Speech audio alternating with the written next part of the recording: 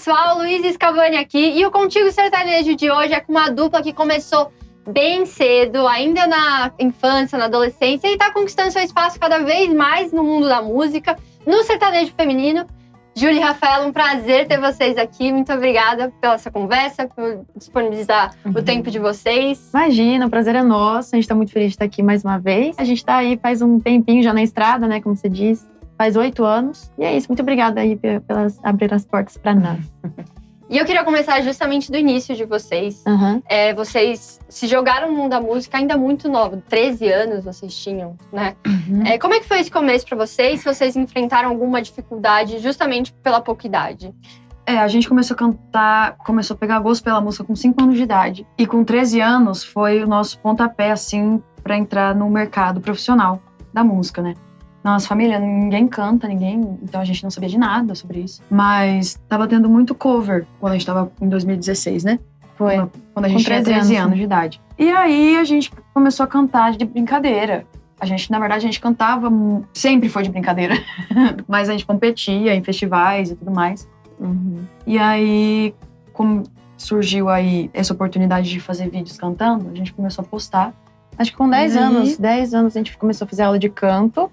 E aí, logo em seguida, surge aquele boom de cover e a gente começou a gravar. Minha irmã, a Camila, a gente tem uma irmã mais velha, ela criou um canal pra gente no YouTube. E aí, a gente ficou chateadíssima, porque a gente não queria gravar, né? Eu falei, a gente tratava a bezerra. Como a gente é de Campo Verde, Mato Grosso, somos lá da fazenda, fomos criadas na fazenda. E aí, meu pai colocava a gente dar leite pra bezerro. A gente ia pra escola. Ir pra escola, a gente acordava 5 horas da manhã pra ir pra escola. E aí, a minha irmã fez o canal, eu falei, meu Deus, mais uma coisa pra fazer.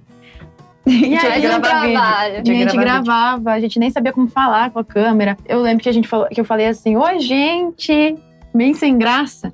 E aí, todo mundo começou a falar pra gente assim, oi, gente, essa é a Júlia e essa Rafaela. Todo mundo falava isso.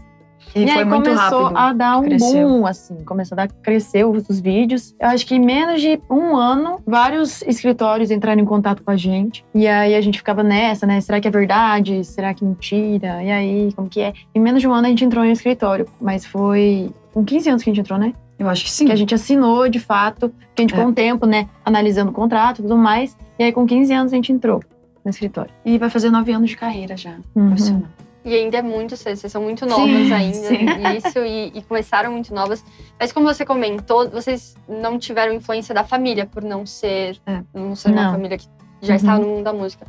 Mas de onde surgiu a vontade de cantar, de perceber que vocês eram boas naquilo? Eu não faço ideia. Cara, assim, meus pais falam que eles colocavam rádio pra gente ouvir quando tava na barriga da minha mãe.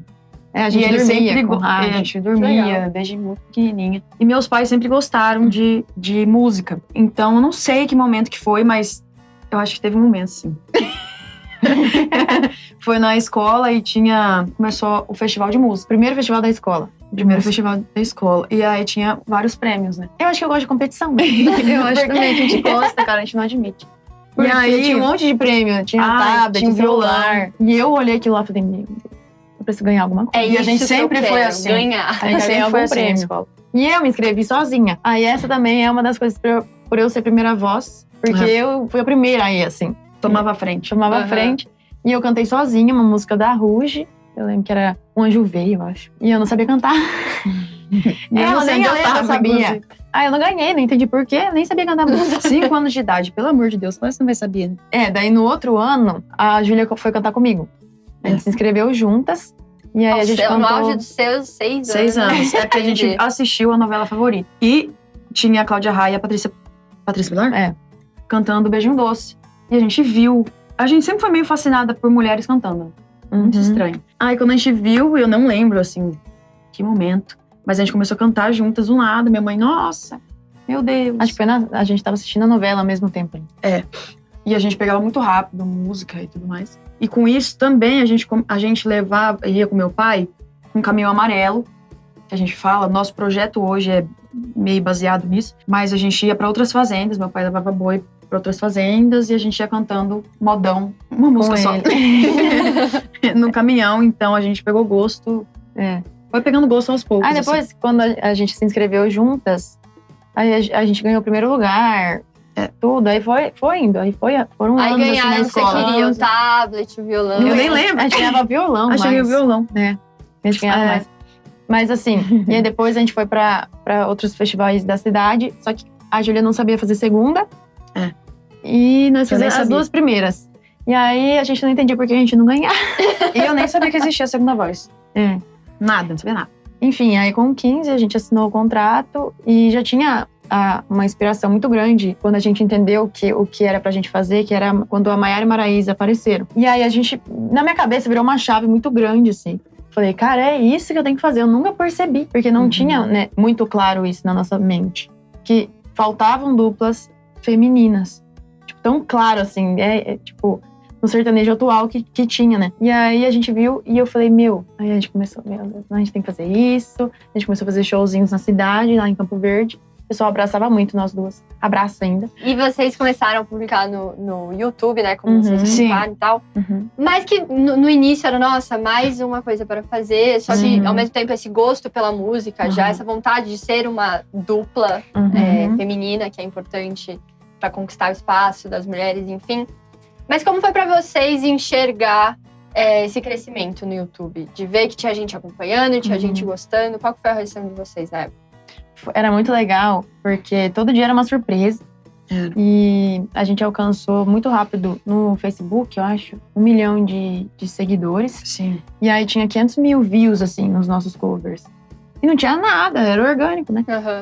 E aquilo era chocante. Foi muito rápido e muitas pessoas se inspiraram na gente, assim. Eu tenho amigos que lembram da gente nessa fase, assim, que a gente gravava. E viraram fãs, nossa, é muito engraçado. E era horrível. E na época... Era horrível. Então, A gente recebia muito hate. Muito Jura? hate. Muito. Mas na época tinha também, no WhatsApp, vários grupos de covers. De pessoas que faziam cover. Cantores. E a gente sempre tava lá no meio desse pessoal. Tinha Luísa, Sonza... Nossa, foi nessa muito época. Doido. Foi. Mas essas críticas que vocês recebiam, assim... Quando um cover era muito ruim. Tipo assim, quando a gente tinha feito, eu não sabia tocar direito, eu aprendi sozinha. Praticamente sozinha. A segunda voz foi mais de ouvir muito. E o violão eu aprendi sozinha. Porque eu me inspirei na minha irmã mais velha, que ela aprendeu primeiro, daí eu queria aprender, e aí eu quis muito e aprendi. Eu precisava, né, evoluir. Então eu não sabia o tempo de música, então eu tocava mais lento, a gente cantava de um jeito peculiar. Mais grave, a gente não sabia onde colocar a nossa voz. Então as pessoas começaram a criticar muito, principalmente um vídeo que a gente fez da Maiara Maraísa. Da 10% foi muito, então a gente começou a aprender a lidar com hate desde esse momento. Mas não era uma coisa que a gente ligava muito, né? Tinha algumas coisas que sim. Eu não lembro. Mas não era, nossa, acabou meu mundo. E aí em 2016 já, vocês, acredito, já com gravador, né? Já com encaminhadas mais mesmo, artisticamente falando. Vocês lançaram o primeiro app, que foi um marco na carreira de vocês, né? Eu queria que vocês comentassem um pouquinho como é que foi a produção dele, como é que vocês enxergam ele hoje em dia, depois de, enfim, quase 10 anos, 9 anos aí. Quando a gente começou, estava trabalhando lá, fazendo vídeo na internet, sempre recebia mensagens de pessoas aleatórias, que eu não entendia nada, tipo famoso, ator e tal. E aí recebi de um produtor. E a gente estava já com o processo de entrada num escritório e tal, e eu falei pro meu ex-empresário, eu acho que essa pessoa ia falar com a gente, eu acho interessante a gente gravar. Foi lá em Goiânia que a gente gravou. Aí a gente foi pra Goiânia, a gente fez aulas lá de canto, de dança, um monte de coisa. E a gente gravou o nosso primeiro álbum. Primeiro EP, né? EP. Chamava Pé na Rua. E a gente não sabia nada. Nada, assim. A nossa referência era o pessoal, né? Do estúdio. Sim, Todo mundo que ali já sabia mais ou menos mexer com música. O que escolheu, que não... A gente não sabia muito bem. A gente era muito nova, sabe? Então, o que eu quero cantar? Não sei. Caí aqui de paraquedas, mas a gente gostava, a gente gravava. Porque a gente arrepiava, a gente tava gravando. Mas aí, hoje em dia, olhando assim, eu não me arrependo de ter gravado. Acho que as músicas são legais. Mas hoje é com outra visão. Hoje a gente sabe mais, assim. E aí veio a Paredes Pintadas, que foi a nossa primeira música de trabalho nacional. Que até hoje as pessoas falam muito sobre ela. E Na Mesma Moeda também, foi bastante falada. Até hoje as pessoas comentam lá naquela música. Sim. E, enfim, passou muito tempo disso, como vocês comentaram, vocês mudaram muito, hoje vocês têm outra visão sobre música, sobre vocês mesmas, até pela idade que vocês tinham na época, era muito cedo, né? Sim. Em 2024, vocês lançaram o Boteco das Igual, né? Volume 2, Sim. inclusive. Eu queria que vocês comentassem sobre esse projeto e como vocês enxergam essa diferença sobre o início da carreira de vocês, como vocês enxergam essas mudanças desde o primeiro app pro Boteco das Igual. Eu acho que a maior mudança que eu vi, assim, foi o jeito que eu enxergo a música, o trabalho, o mercado. E como as coisas podem ser muito mais leves do que parece, né? A gente sempre se pressionou muito no começo. Eu tinha outra visão de como era. E aí fui conhecendo pessoas, a gente foi pra Goiânia, morei em Maringá. Depois a gente voltou pra casa. Enfim, a gente conheceu muita gente. Então a gente foi evoluindo. Foi um processo de aprendizado muito grande. Desde quando a gente começou. E pra mim era uma pressão muito grande. Até hoje um pouquinho, né? Mas hoje eu consigo ver que tá tudo bem as coisas. E as pessoas que estão no nosso lado reagem dessa maneira também. Tipo assim, que está tudo bem e que a arte é maravilhoso. Enfim, foi isso que foi mudando, assim. Em 2023, hoje eu me sinto muito mais segura. Uhum. Até porque a gente era muito nova, eu não tinha coragem de falar nada, inclusive, assim. Então hoje eu tento ficar mais de boa, assim, com o nosso trabalho. Mas em 2023, foi no início do ano, a gente fez um distrato com o nosso antigo escritório. E aí a gente já tava muito triste, assim, porque várias coisas foram acontecendo no meio do caminho. As pessoas veio a pandemia, acabou que, né, as coisas foram se distanciando uma das outras ali. Tem 3 pessoas da nossa família que são muito especiais, que é o Renato, que é o namorado da minha irmã mais velha, a Camila, que é minha irmã mais velha, e o namorado da Júlia, que é o Normani. E eles falaram, olha, os 3 são compositores. E eles falaram assim, olha, a gente quer, já que vocês estão sozinhas agora, a gente tava bem sem rumo. A gente tava, lembra, até na praia a gente tava, e eles falaram assim, ó, a gente quer cuidar da carreira de vocês, a gente quer fazer acontecer com vocês. E então, assim, se vocês confiarem na gente, a gente não sabe muito bem o que tá fazendo também. Todo mundo no mesmo Então, barco. assim, tá todo mundo no Aí mesmo comecei a barco, chorar, né? A gente começou a chorar, e eles falaram assim, tá tudo bem vocês errarem, tudo bem vocês serem vocês mesmas. Falei, tá. Isso é uma coisa que mudou muito também. A gente se permitir, né? Se Porque como a gente era muito nova, a gente era muita coisa que não podia falar, ou algo assim. Ou que a gente achava que não podia falar também. E aí, enfim, aí começou, e a gente aceitou, depois de um longo processo, porque eu também não queria aceitar de primeira, né?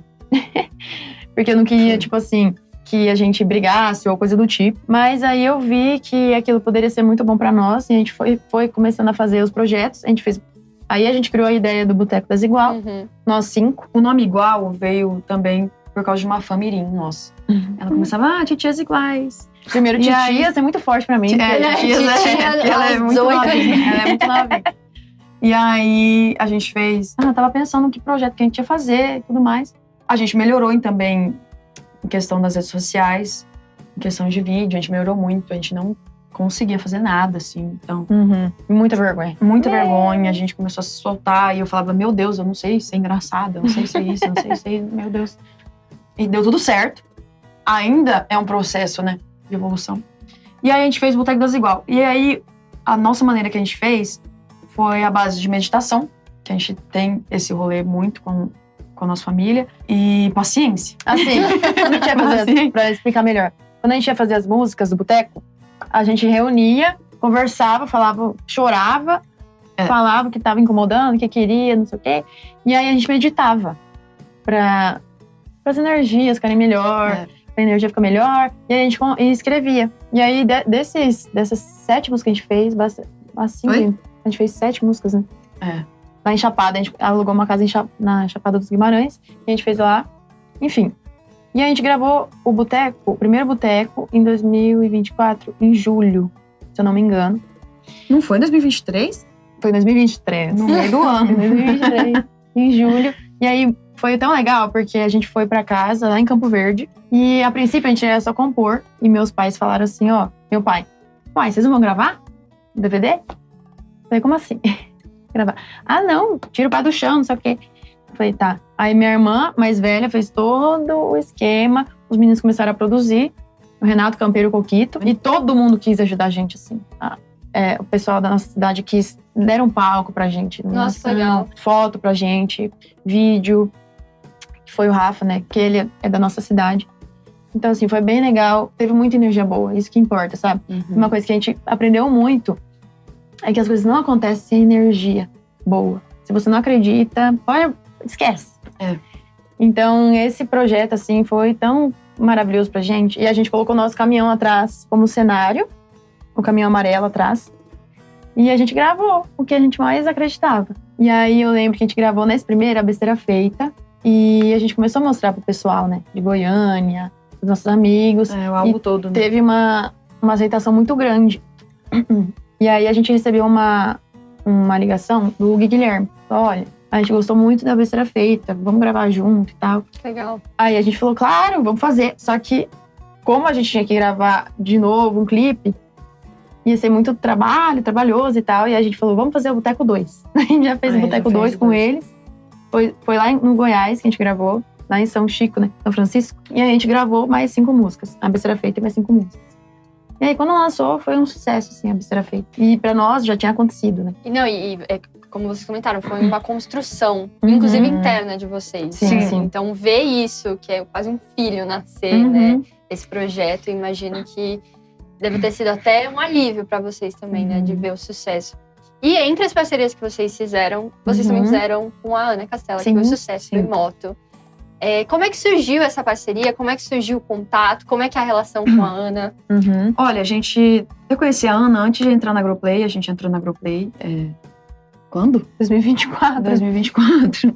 Mais pouco tempo, inclusive. Eu fui fazer uma viagem e conheci a Ana. Foi legal, assim, conhecer ela. E aí, depois de um tempo, a gente entrou na Agroplay.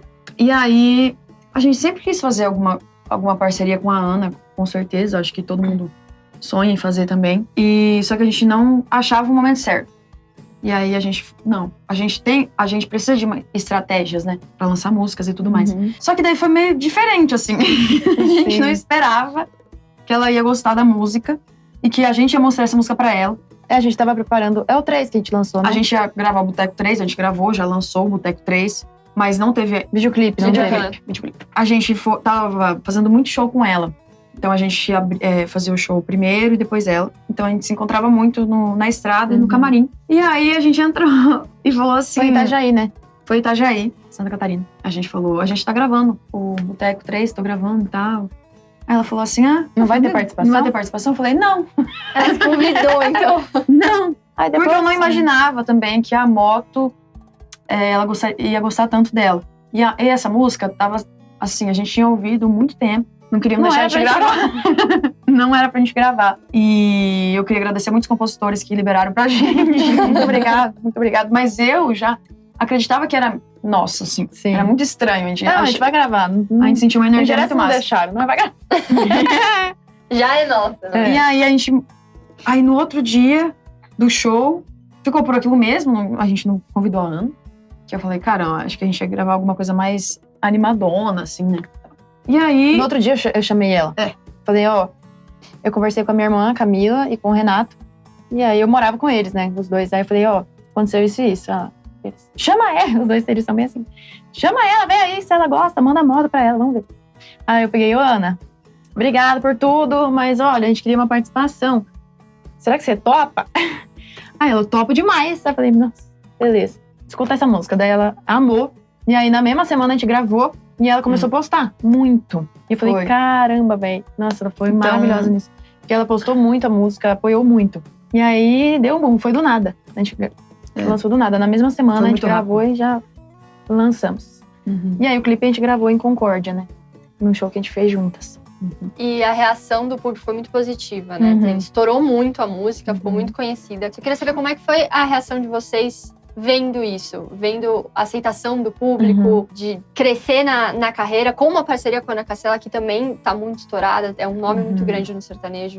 Olha, ainda não cai a ficha, tem coisas que não dá pra entender, né? Assim como, só agradecer foi a Besteira também. Feita, eu lembro que a gente fez shows, começou a fazer shows, né? E aí as pessoas, quando a gente entrava no palco, as pessoas estavam filmando e cantando a música. Pra mim não fazia sentido, porque a gente ficou 8 anos tentando fazer isso. E aí, quando aconteceu, você fala, cara, tá, peraí, o que eu faço agora? Foram grandes emoções. E aí, eu chorava, ou eu simplesmente agradecia, né? Claro. Mas, assim, é muito doido isso. Porque a gente não faz ideia de onde a gente chega. Se as pessoas estão gostando realmente, como as pessoas veem a gente. Então a gente vê na hora ali do show, as pessoas cantando, e a gente fala. E aí eu fico assim, tá? Como assim tá acontecendo Mas, isso? assim, tem um longo trabalho pela frente também. Claro. E É um trabalho um nunca passo de acaba. cada vez. A gente tá trabalhando a moto ainda, então muitas pessoas não conhecem isso. O Brasil é tão grande, gente, pra música. Tem lugares que nem chega, então a gente sempre tá aí Trabalhando. em cima. E aproveitando isso, queria saber quais são os projetos de vocês, os planos para vocês em 2025 ou no futuro, se vocês pensam em lançar novas músicas, parcerias. Acho que... será que eu posso falar? Pode. A gente nunca fez um DVD com público e grande. Então a gente tá É uma das pensando metas. muito esse ano de fazer. E eu É tô só isso nervosa mesmo. desde hoje, tá? Só isso mesmo que tem pra falar. Então pensando em fazer um falar. DVD com público. E participações. Participações. É isso. E Nenhuma músicas assim, maravilhosas e boas, e sensacionais. Alguma participaçãozinha que pode ser dito, quem sabe? Ai, não sei. Nada confirmado ainda, não posso falar. Não tem nada confirmado, inclusive mesmo. Mas até tem um single que a gente gravou com o Luan Pereira, Uhum. que a gente tá pra verdade. soltar também, mas não sabemos quando. Mas já é uma participação confirmada, assim.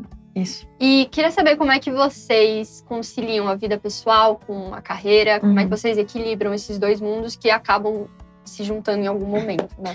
Eu acho que tá meio separado agora, inclusive, quando eu vou... Principalmente em questão de roupa e tudo mais, assim, engraçado. Eu acho que mais me pega nesse lado... A gente muda um pouco, né? Em cima do palco. Seria Tá, normal. Sim. E aí comecei a dar um tilt na minha cabeça esses dias, porque eu falei, cara, eu não sei me vestir como Júlia normal, assim. É porque eu não tava saindo. A Júlia Pra sem lugar ser nenhum. cantora. A Júlia sem ser cantora. Eu fui sair, porque normalmente a gente trabalha em balada e tudo mais, show. E aí eu me arrumo. Aí quando eu vou sair como eu mesma, e, gente, como é que eu vou? Sim. Tipo, não, Mas é é muito engraçado essas coisas. É que eu tento manter uma rotina fitness agora, mas assim, é totalmente oposto da minha carreira. Porque é caótico. Eu não muito dorme. corrido, né? Sim. E tipo assim, a rotina que eu quero é uma rotina que tem que dormir. Mas não. Então, tipo assim, final de semana isso não existe pra mim. Só quando eu volto pra casa que eu volto normal. Regulo o sono e é assim por diante. E tem uma coisa engraçada também, que eu percebi esses dias.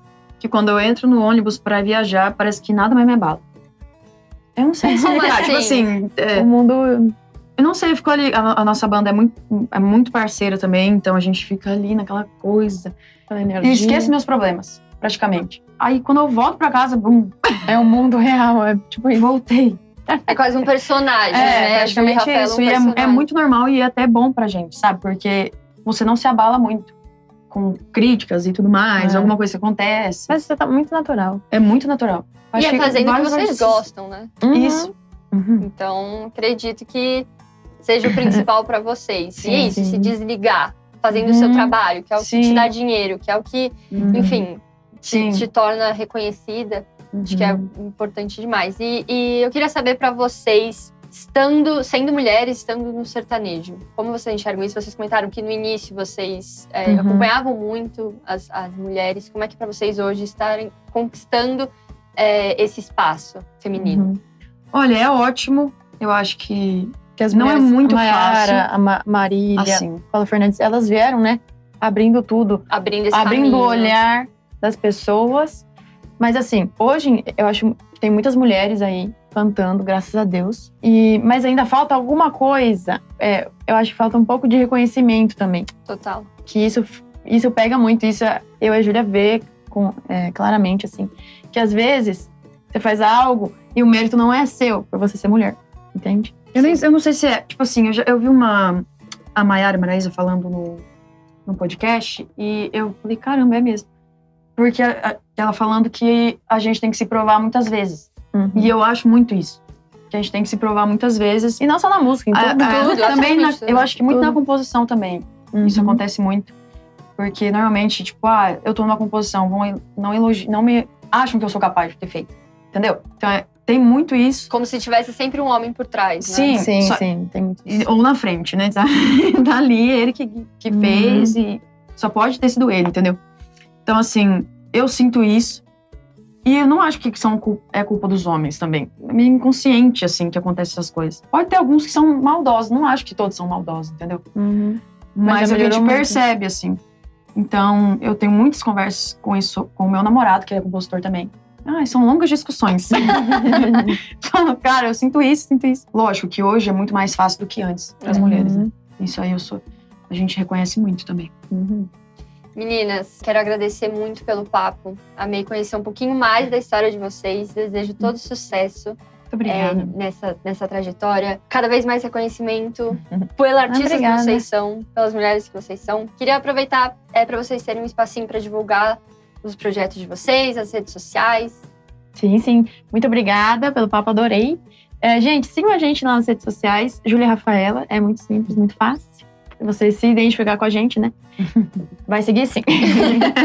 E é isso, escutem nosso álbum Boteco das Igual, volume 3. Fiquem à vontade aí pra todos os botecos ouvirem tudo. E é isso, muito obrigada. Beijo. Obrigada, meninas. E abro também um espaço para os próximos lançamentos pra gente conversar aqui ainda mais sobre o futuro da carreira de vocês, tá bom? Com certeza, só chamar. E é isso, pessoal da Contigo. Muito obrigada e até a próxima. Cê deve ser casado, ter 3 filhos no interior de sei lá onde. Ou vai sumir no mundão depois de tirar uma moto no meu nome. Aproveita a besteira feita, vem cá, me beija, amanhã cê volta a me odiar. Aproveita, a cama tá quente, essas paredes não tem boca pra dedurar.